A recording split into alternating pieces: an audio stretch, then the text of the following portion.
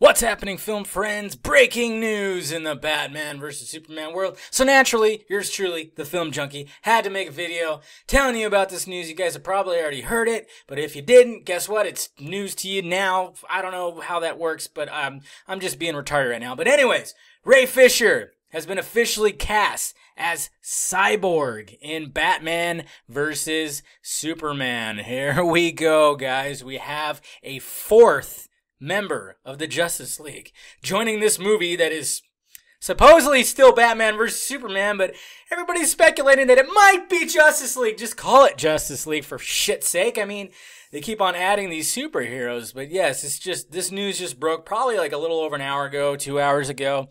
And basically, if you guys aren't familiar with the character Cyborg, because some of you might not be, he's not a primary character of the Justice League. He's more like a secondary character.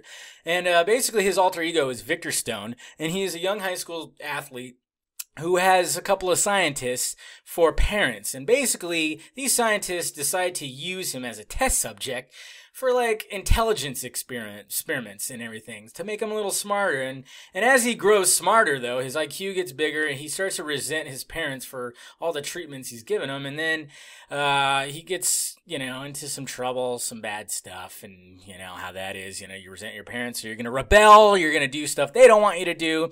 So then he visits them at Star Labs. You guys should know Star Labs. I mean, The Flash, yeah. The Flash was... I remember the old show. Yeah, the Star Labs is mainly in that world, or in his little world. But anyways, he visits Star Labs, and his parents are trying to do this experimental portal thing. Like dimensional travel. They were trying to do that, and a monster crosses through. Some kind of creature from another dimension crosses through and severely mutilates. Does it sound like I'm reading off Wikipedia? Because I kind of am. Just because I needed a refresher on Cyborg. It's just what happens. But anyways, he gets severely mutilated. And so, being that his parents are super intelligent, they retrofit him with some prosthetics, some cybernetic prosthetics. So now he becomes Cyborg. And of course, that's just pretty much it. And now that I think about it, guys, we actually should have seen this coming. Now that I think about it, because he's a high school athlete. Okay, and a football athlete. I'm pretty sure he's, if I remember correctly, seeing some of the old animations and everything like that, he was a quarterback for the football team. Okay, what was the very first piece of footage that Batman vs. Superman has shot, or that Zack Snyder has shot? It was a football game. It was Metropolis versus Gotham, though, and I don't think he played for either one of them, but you never know. They could be tweaking the origin story a little bit. Maybe he plays for Metropolis or even Gotham. Probably more Metropolis than anything, but yes. So we kind of should have saw this coming. If they're going to use this guy, he's a high school student, athlete, suffers this horrific accident and then is retrofit with these cybernetic prosthetics, which is kind of cool. But yeah, that's the breaking news right now.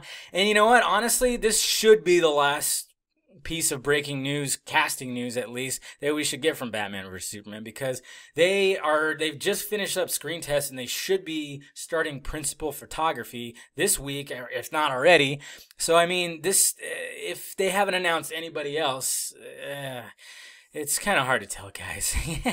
It's interesting what they're throwing out with this, 4 superheroes. But we also don't know how pivotal he's going to be in this movie. We know that the 3 main guys, Wonder Woman, Batman, Superman, we know they're going to be huge in the movie, but we don't know. Maybe they're just going to establish Victor Stone. Like I said, they did film a football game, so maybe he's going to be part of that, and they're just going to kind of introduce the character. Maybe I don't know. But then, of course, the whole dimensional travel thing, maybe some monster comes through, maybe he'll be one of the villains. Who knows? Pieces are starting to kind of form together a little bit at a time, It's a huge fucking jigsaw puzzle. But you never know what will happen. But anyways, let me know what you think about Cyborg being added to the already pretty cluttered roster of Batman vs. Superman. Let me know down below in the balls there. And also hit that like, thumbs up button if you'd be so kind. Subscribe to my channel if you have not already. And also subscribe to my channel for all Batman vs. Superman news. I'm on top of this shit. I try to be on top of this as much as possible, okay? And also visit FilmJunkie.com for your latest movie news, trailers, and film reviews, and all that movie stuff that I love to share with you. Alright, guys, I am David, the Film Junkie, and this has been a breaking news story, Batman vs. Superman, Ray Fisher. If you guys don't know who Ray Fisher is, he really hasn't done much. He's more of a stage actor. I guess he played Muhammad Ali in something, which that gives him credit. He played Muhammad Ali. There you go. All right, guys. Talk to you later.